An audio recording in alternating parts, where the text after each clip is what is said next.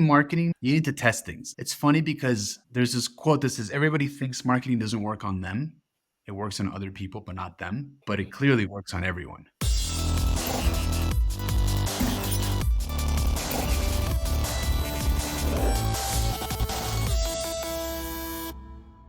We went to a rebrand. You're about to hear a conversation between two agency owners who collectively have over 30 years of experience helping brands sell millions of dollars. Enjoy the episode. Name rebrand, similar to what we went from Create 180 Design to Create 180. And then we say design, design, branding, web management, like whatever it is that the client need, we kind of add it to the tagline. But Create 180 was just Create 180 was too long. Create 180 design what? I think it is more of like when we did a change, it was because it was too long of a name. We have been established for years, and it was time to like change it, and then we can play with the name, but it's a name that we control. I think with the look, we went with something a little bit more fun, more friendly, more unique. We're also a marketing agency, and again, this is the comparison between an engineer and a marketing. But I also feel that if you're one of your core qualities as an engineering firm is, we take attention to detail. We really care about it. And you have a logo that doesn't that really have a logo like Costco. Not to hate on that because it is perfect for them, but all of a sudden it's like, okay, so the logo is very simple. And it's, you can say, well, we went with a very simplistic approach to everything that we do. Therefore, blah, blah, blah. Okay, you can make that sentence like, hey, it was 2 lines. This is what we're representing. But at the same time, I just feel that even if you create that, you have to have a brand guideline and a brand look and all that stuff that comes with it. Now, I also just know that just because people eat with their eyes, having a nicer look for the logo and all that stuff, you just makes your corporation a little bit provocative to call that into the marketing. Yeah. I think it makes it look more professional, maybe, but you have to make sure that that's what you want. And I know it sounds silly because I think most people like want to seem professional, but maybe your logo doesn't have to sell professionalism. Maybe it has to sell like simplicity, or maybe it has to sell innovation. I mean, you know what I mean? Like I think it really depends on what you're looking to convey with the logo. And I also think names don't really matter too much. I mean, what is Costco? What is that? For example. But what you meant right there, it's important. It's like, okay, so this is a symbol that represents me. That's where you need to begin. I mean, you have to have a new concept, and then you can have, this is a symbol that represents me. Yes, if you give it to my 5-year-old son, he'll draw you something that's going to be like, oh, this represents daddy. But you to a professional person, then it's like, you definitely have that level of what you're seeking. My point of this is that like, you should seek for the best representation of you. That's right. Yeah. Of your brand that you want to stand for and positioning, everything. Yeah. It's like, is it important to do it right away when you open a business? No, because even if you haven't sold one burrito and your whole content is just to make burritos and all that stuff, don't spend the money on the making burrito. Spend the money on developing a burrito and selling it. Once you have that sold and all that stuff, then you're like, maybe I want to do a burrito company. Let's talk about it. Yeah, and maybe you start with like a very general logo, and then you discover, you make really good veggie burritos, and people are go crazy over them. And maybe you're like, this is what I want the company to be. I want it to be veggie burritos. I don't want it to be just burritos, and that's our specialty, and we're going to focus on that, and that's going to be our niche. Okay, then maybe it's time to change the name, do a rebrand, focus, like really nail that customer you're going after. At the beginning, right? You hadn't sold your first one, so you didn't know all that. Grab your burrito and just put some chiles and like a little onion on the side. Right. But it does explain it. So, or maybe you're like, okay, I don't want it just to be burritos. I noticed that I can sell burritos, but I'm also selling all these other products that are also veggie based or whatever, vegan. Maybe I need to develop, a different name and a broader umbrella name that can help me do that. And so, those are the moments where you're like, okay, we know where we're going. But sometimes at the very beginning, you have no idea. No, and from the very beginning, it could be like a very, very busy logo, and then you just have that and say, hey, you know what? The tamales Hernandez, dude. This is what we do. And there's a picture of a guy named Hernandez and a picture of a tamal, and it's all together and it's all put together. And you're like, okay, I love your fiesta, but it's too much. If you become a little bit bigger, you sell the best tamales and stuff, then you maybe professionally tone it down or figure it out. Or if that is your, hey, we are just we are a peacock. We want people to know that we are here. Then you target that. But yeah. I think the whole Costco thing is like, look, Costco is just it's just a written thing that happens years and years and years ago, but it never changed the concept of Costco. So for Costco, it would be pointless to do a rebrand. Now Costco's brand is in everything, and it's in everything done well. Like there's space for the logo to go. Where does your red and where does your blue go? What is your reverse logo? Like everything is just standardized very, very well, which is the professionalism of the logo and the marketing portion of it for the visual brand. But at the same time, like, do they need a better logo? Do they need a better name? Talking about that, like you can also launch. I mean, what? I mean, you know what I mean? Like these names, they start to mean something when you've actually built a business that works. And I think we lose a lot of time just being very philosophical about the brand and the name and everything, when the focus should really be on, like, if we execute this well, the name won't matter. Like we can be called whatever you want, and Or and make it pronounceable though, or make it yeah, something that is easy sure. to remember. Sure. I think, I mean, there are names though, like Airbnb. Like, what did that mean, right? You can't say that in other languages. Like, it's hard to say in other languages. No, an It Airbnb. was but it was an air bed and breakfast, right? No, I know. But like, the founders knew that. Everybody else is Yeah, there. yeah. What are these guys selling? And so, yeah, I don't know. One of the other things I saw was a lot of brands changed their logo. They made it simpler, etc. But when the internet came about and they had to like have a website and have the logo, have the website and everything, then it was like, okay, we need a logo that can be sort of easily placed on a website. It's not working. It's too complicated. It's got too many colors. We got to simplify it. In those cases, maybe, if you see a wave as big as the internet coming. Well, the standardization of, for example, social media. Before you could have a logo and it could be a rectangular logo. Right now, most of the thumbnails are meant to be, within a circle in a square space. So you have to, if your name was like Tamales Rodriguez Incorporated, it was a long name and it was a rectangle. Try to put that rectangle in that square. It's just difficult. So a lot of people were forced to pretty much say, okay, well, we're going to be Tamales Art Co. And then like the R and the code, you have to like tweak that. Adapt, yeah, and then that makes sense. It's such a big wave, the internet, like basically changed everything. You need to adapt. Anyway, so I think we covered that. I don't know if you have anything else. No. Okay. I mean, it all started with the Boy Scouts. Yeah, I know. Okay, so the other thing I had for today was we could talk about unusual ways to distribute content. But I got to be clear that when I say content, I don't mean the PR statement. I don't mean the ad saying, buy our stuff 50% off. That's not what I mean. Like when I say content, I mean like value added content, like content that's actually going to help someone understand something better, entertain themselves, whatever it is. But like the one that adds value. It adds value, right? Like the person's consuming it because they want to consume it, not because it's showing up on their face as they're trying to watch another video.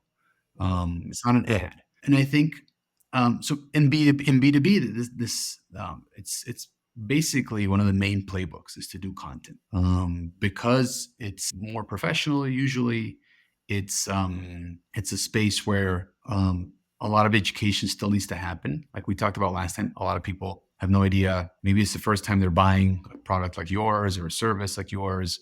Maybe they bought some before, but they bought it from a different supplier or a different vendor, and so it's completely different now. And now they have other requirements, and so there's a lot of education that needs to happen, and not just because some of these things are more technical or sophisticated, but also because there are group buyers, and it's not just one buyer; it's a number of people that need to be influenced in that decision. I also think you need to be able to produce enough, sort of add enough value to the different players so that they can understand what you're about really well before they can back you. And these ones are also very. I mean, normally when it's a B2B product, it's a little bit more price. The price points are higher. You've got better pricing. You got more pricing power. That corporations spend a lot more money than individuals. That's for sure. And I think obviously it depends a lot on the product you're selling, but it's a big playbook because of that, right? It's positioning. It's how do I establish myself as the thought leader, as the person who knows, or the company that knows. And so B2B, there's a lot of that. And we've been distributing, and we use a number of channels, right, in the company. And we do native distribution, we do content syndication, we do a number of things. But I wanted to talk about the ones that we've explored some of these, but some of these we haven't explored yet. but we think they might be good channels to distribute content and to sort of push push the envelope on like the places where we distribute, because normally people think, okay, well, LinkedIn, my blog, and then I'll get SEO traffic and email marketing. Those are the big three, I would say. Or even social media with a lot of companies are like, so what is your B2B strategy within social media? It's like, well, just put content out there, and as you said before, it's an SEO, or Yeah. don't forget to keep your don't forget to put sunscreen now that it's summer, and it's like a message from insert back here. It's Yeah, and maybe that's going after like B2C customers, but in general, I think there's room for exploration in terms of like because it's what we've talked about before, right? The role of the marketer is to find profitable channels, like channels that aren't exactly completely saturated and that allow you to convey your message and get it out there at a cheaper price than having to pay the really popular network. And so I think the traditional way to go about it is LinkedIn, Google, and email marketing, and that's fine. And I think those channels are sort of saturated in a way, right? And so I wanted to talk about a few of them. So one of them is native distribution. We use this a lot in the company, and there's platforms like Taboola, Dynami, Outbrain. There's a number of them, right? Like you can just Google native distribution, you'll see a bunch of them, and they have several strengths and weaknesses, and it doesn't always work because sometimes you need to pick the platform that really suits the brand and not just any platform. So you have to be careful with that, but in general, native distribution seems to be a good channel, depending on the content and what you're doing. So the way it works is you place your content on a platform. The platform already has sort of a deal with the publishers. They have one number, 100 publishers or 1,000 publishers, and they start distributing on all those publishers. And your content appears as like, you might also like, and so you'll have your picture, the title, and if the person likes the title and is interested in it, then they'll click through to your website, or they'll click through to wherever you want to send them. So And it's be like in the middle of a blog, you're reading something, instead of other readers read this, or how about right. this? And then it goes from one blog to another. And it can say it could be very specific, right? Like I think the more specific you can be, the better, because then you're attracting the audience that really is interested in that. So if you were to read something that said, the best contract management software, I don't know, that's a bad title, but let's say it's 5 of the most popular. maybe or like why people fail at hiring contract management software. This is like maybe for lawyers. Like you and I are not going to click on that. Like we're not interested in that. We're not buying that right now. We're not, it's not our thing. But if if I was a lawyer and I was exploring that, then I would click through and try to read the article or the video or see the video, whatever it is. And so native distribution works really well because the audience is in a content consumption mode, because you're essentially reading some publisher. So that's sort of the activity you're doing at the moment. So you're already engaging in that research. Yeah. Reading blogs. Yeah, maybe you're reading about the war in Ukraine, right? You're reading something else, but it catches your attention, and you can open it up and read it or watch it. And I think so. You're in content consumption mode. That's one thing, and then the other thing is you're also you're interested. If you're interested, then you click through. If you're not, then you don't. And so we wouldn't click on that piece of content, but somebody who's a lawyer, or maybe somebody who's looking, who's in that industry, would say, oh, I want to know what the mistakes are when hiring a contract management software. Maybe we've made some of those mistakes. Let's have a look. And it's very niche, right? And so you need to distribute and see what happens and sort of play with the titles and the image to try and maximize your probability of success.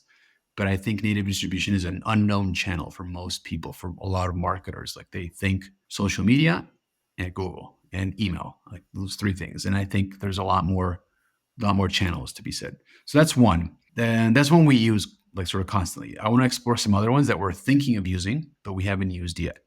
So another one is called El Toro. And Toro is basically a platform where you can target specific locations like geolocations. It's sort of like geofencing, yeah. And so it's used a lot in politics. Like a lot of our clients are political campaigns where you're running for, I don't know, mayor of a certain city or city council or whatever it is you're doing, and you want to target very specific blocks. And so you say, look, on the north side of the city, everybody already like is in favor of me.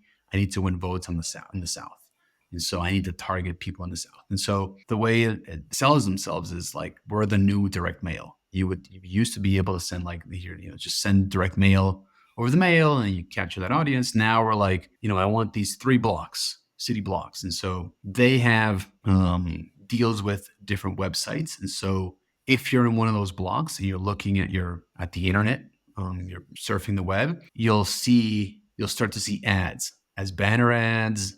So this is going to be like an affiliate ad. Like there are links on the web. So El Toro has contracts with a lot of popular websites on that location. You select the geofence, you put it there, and then you create an ad, or you create a content like top stars for small community events or something like that. In that case, you can decide what you want to do. It could be an ad or it could be content. We feel like if it's content, it adds value, and so it's easier for people to click through and actually get engaged. If it's just an ad, like maybe if it's just an ad, you'll have to spend a little more because people have to see it several times before they can actually engage with it. But the point is, if you were to use this for B2B marketing, not thinking politics, but thinking, okay, I'm a B2B marketer, I want to target. You could run ABM campaigns with this. You could say, I want to target Microsoft, Oracle. Let's say these are the clients I want to target. Microsoft, Oracle. I can just find the headquarters, find the different offices, and then, target them by geolocation. And yes, you're going to get some other people that don't work at Microsoft that are clicking on it or they're seeing it. And maybe that's not going to be the best result for you. But if you're smart about it, then you can really focus it so that people on Microsoft are interested. Because sometimes what happens is, let's say I'm going to target and they're in this building downtown in, I don't know, Seattle or whatever. But in that building, Pfizer's also there and, Deloitte is there. And so I end up targeting everybody because I can't choose just the 4th floor. Like I'm actually targeting maybe the whole area around the building and the building. So the coffee shop, all these different things. So you're going to get some people that aren't the exact audience, but you can target that headquarter, and then you can find the other offices and target those as well. We use geofencing. We use geofencing too for like and stuff like that. And it's just pretty much you target specific locations that and your audience would be like, and you definitely have some spillage, but I mean that's part of the world. And how are you doing that? Are you doing that through Google or how? No, I do it through a company called Ground Truth. Cool. And they get you to, I don't know if it's just in the United States, but here it gets you up to like 0.25 radius within that building. So if you wanted to, let's go with a political thing. Like if you wanted to make sure that Commissioner so-and-so knows that people are, against Declaration 4, you can definitely just bombard that whole 0.25 advertisement or affiliate space as they have it set up with their contracts. You can have all that space. It is pretty cool because you do have multiple options. You have within this tool, you can actually even create a ticker. So you can be like, dear Commissioner, please do not vote. And then, they tend to capture people's eyes, like, the NASDAQ and all that stuff. So it's somewhat intrusive, but something that is kind of comfortable. So for some people, you can also do video, you can do. So there's your thing. Where are the things showing up though? Like where are people seeing this? Is it online? So it would be if they have a contract with CNN, it would be a banner on the side or a banner in the bottom, and so it's digital. It's digital, definitely digital. Yeah. So that's another one, right? So those are the kinds of things we're exploring this year. Is we're looking for ways to find channels that are profitable in the sense that like they're cheap enough that you can get a good amount of people, of the right people, seeing your message and getting things across. So that's one. Another one is a platform called Dealfront, and Dealfront actually lets you know who's visiting your website. So yeah, we talked about this, and then you can see what companies are visiting the site. they have another part where you can target people. You can target companies, basically. You can say, like, I want to target, so and so, this company or these groups of companies, and then you can just target them digitally. And that's something we explored initially. We got, sort of mixed results. We try all these things internally first, right, before pitching to clients. And so we got mixed results for ourselves, but we're going to double down probably in June and see, okay, how does this really work? Let's add some more. So it would be something like somebody visits Castleberry.com. You see, hey, Romulo Martinez visited Castle. Romulo Martinez from Orlando, Florida, visited Castleberry.com. This person is interested in you. No, Do you retarget me, or it's like IP 457-555 came visit the website? Well, it wouldn't even say Romulo or anything else. It would say Create 180 visited your website. It wouldn't say it's you or an intern But it will give you the IP. I mean, how do they know that? Well, How do an IP number. Yeah, it's all based on IP targeting. They have these huge sort of databases where they're matching information, and so not every company's there. So maybe Create 180 goes on our website and I can't see that, and so it won't show me anything. But if it's, I don't know, Procter and Gamble that went on my website, maybe it's such a big company they have them sort of, they know who they are. So it would be like, I am okay. So let's get to this, because I'm very curious. Like, so I am working at a bank. I am signed up in the IP of that bank. I go visit Castleberry. It shows bank so and so visit your website, and you're like, oh, cool. Now that's first portion. So it's like, okay, so who's from the 1,000 visitors that come to my website? Who is who? And then you can come through and say, okay, garbage, ooh, Procter and Gamble, ooh, bank, or whatever. So you have that list. Can you retarget them? You can target them. Yes, you can target them through their platform. It's also digital, so I think it's sort of maybe somewhat banner based or like based kind of thing. But I do know you can target them. I don't know if you can set it up automatically. I'll know the answer probably in June if you can do that automatically. But I do know you can build your different cohorts. So you can say, I want to target everybody who's companies, right? Not people, companies. So I want to target the people that work at companies that are over 500 employees, that have seen my site, and then have landed on the contact us page. And so I can actually do that and target those companies. Somebody who has seen a company that has visited my page more than 3 times. And then you contact them with like, hey, are you still making a decision for the right content agency for you? That's what provides, blah, blah, blah. So like it would be also feeding them that content, or it would be like them getting the advertisement. I always wondered this because I always, before it was like, I'm interested to see who visits my website, just so that say, hey, why didn't you activate? Just kind of having been able to. Well, what we're doing also is we're building these lists, and we're not necessarily going to use Dealfront to do the distribution of the content, but we're building these lists where, like, okay, I want the list and we do this for clients too. Like, I want the list of the last 6 months. I want to know which companies from this industry have visited my site that have over 1,000 employees and that have seen my site more than 4 times, because it shows you like visitor 1, visitor 2, visitor 3. So if it's more than one person, it'll show you. Right. And then you can say, and I want the ones that have landed on the contact us page, and even we can get the list out. Then sales can cross-reference and say, okay, this is already a client. These guys actually already contacted us, blah, blah, blah.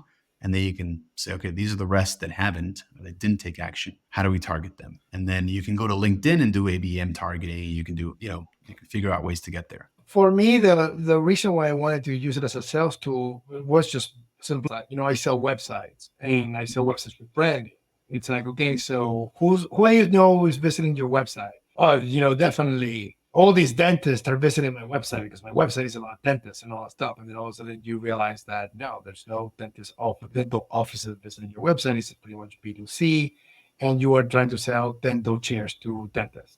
So that is the type of thing that I like to have that data and show, like, look, the way that your website is positioned is not getting you what you're looking for. And I have the horses here on my hand telling you that, that's what I was going to use it for. Yeah. Well, we also use it to show our clients the people that are visiting the content. Yeah. And this is tied to a product or a service we have called MindPath. And what MindPath does is it identifies website visitors, and then with that data, then we know who to target. So let's say Costco visited your site and they looked at product A, B, and C. They didn't look at the other products; they just saw A, B, and C, and then they read, these 2 blog posts, and then this other person from Costco also came in and did some other stuff. Based on that, those interactions and that data, then we can say, okay, then based on this, the content that they are most likely to engage with is this one here that they haven't seen, because we have the whole list of the content. And then we use LinkedIn to target Costco so that they can see the next piece of content that would sort of drive them further down the funnel.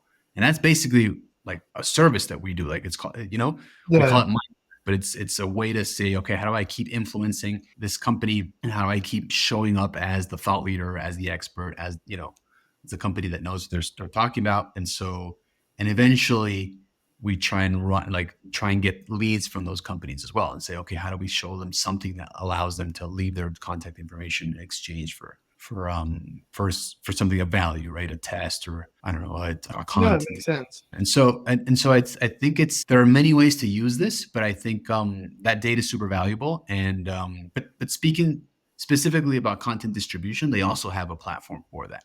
And they also have like emails, so you can say you have a certain amount of credits, and you can say, I want to have emails from Costco. I want these 4 roles.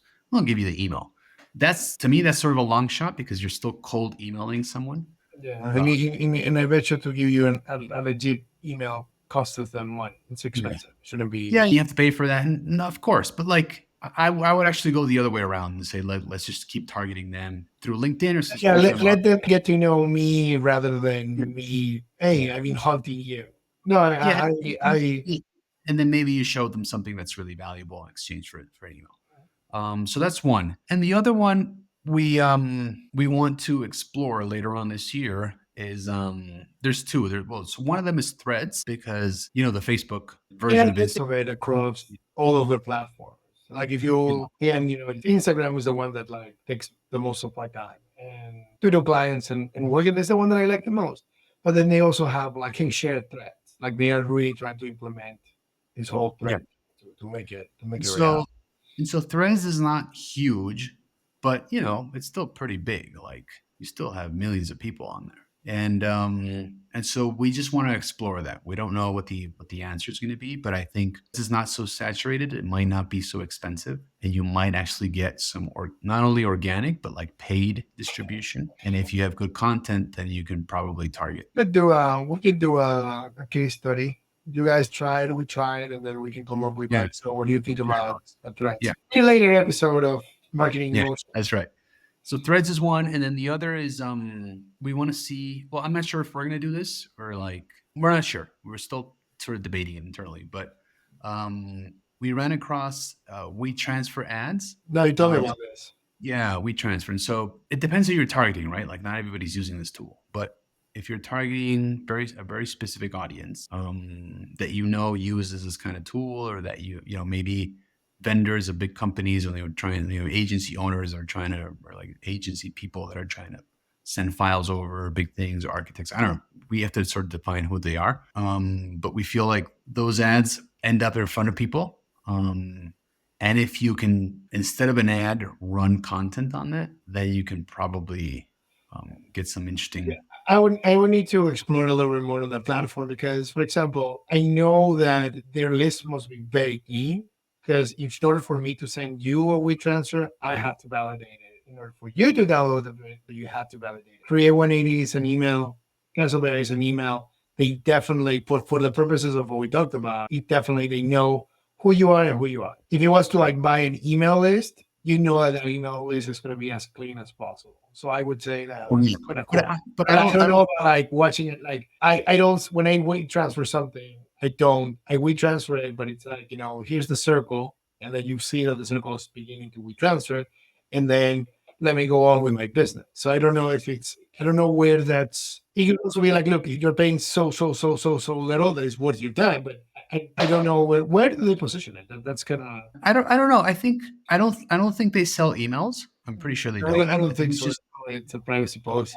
but I think I think in marketing, man, like I think you need to test things. It's funny because there's this quote that says everybody thinks marketing doesn't work on them.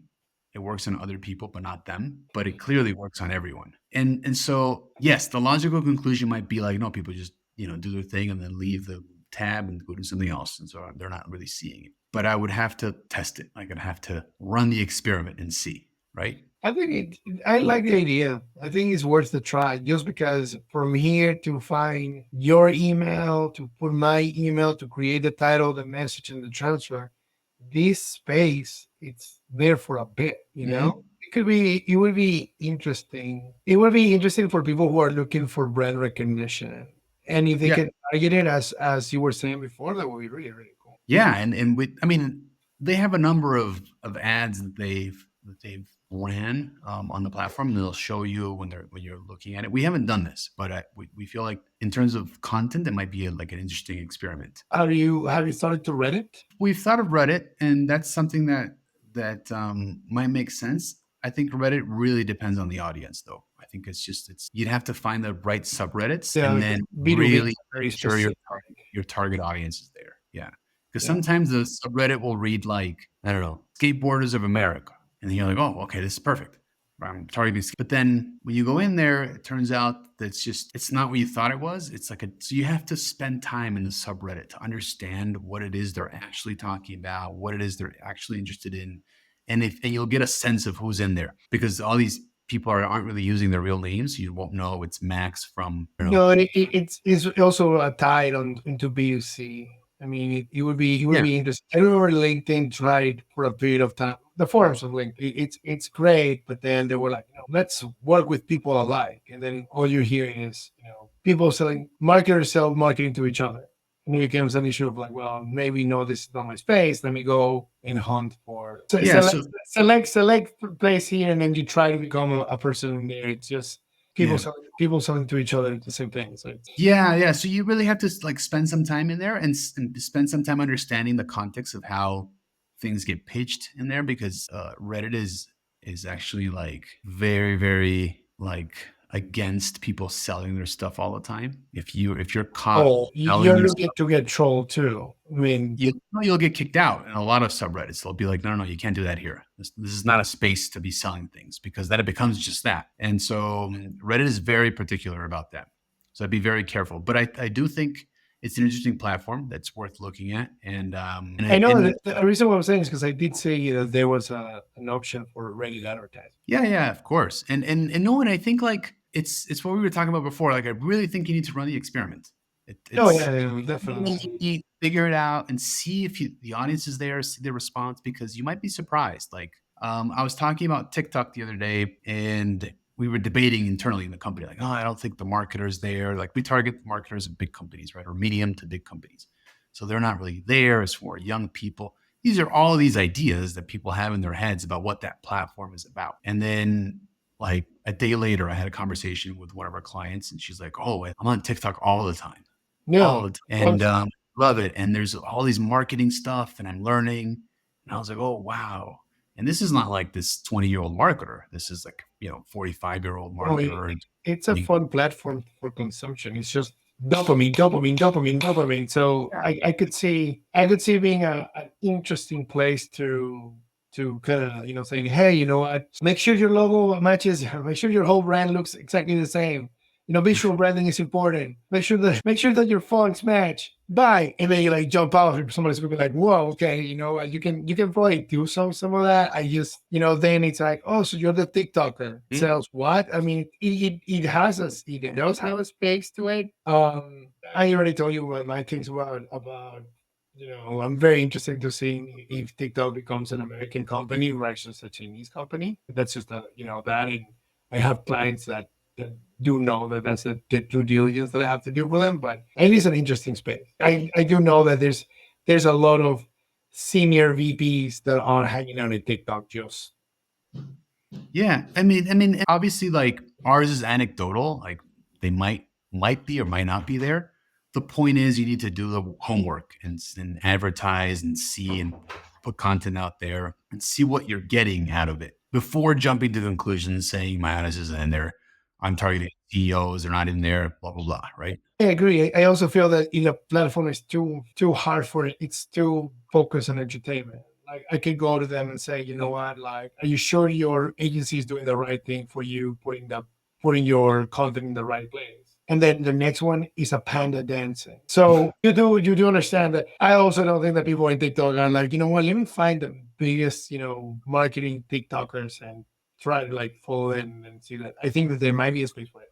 Again, as you're right. Robo, do you really 100% truly know? No, I haven't done the experiment. Yeah. But that's just So I think generally you can run experiments and then say, with an experiment in hand, you can say, okay, well, this didn't work. Like the scientific approach, I think works in marketing. Before jumping, obviously, like there are a lot of factors that you can and can't control. So you can say, I spent, $8,000 on TikTok. That doesn't work, but maybe all your videos suck. Like maybe you haven't done the job of like really perfecting how you communicate in that platform and understanding the nuances. And so that won't work.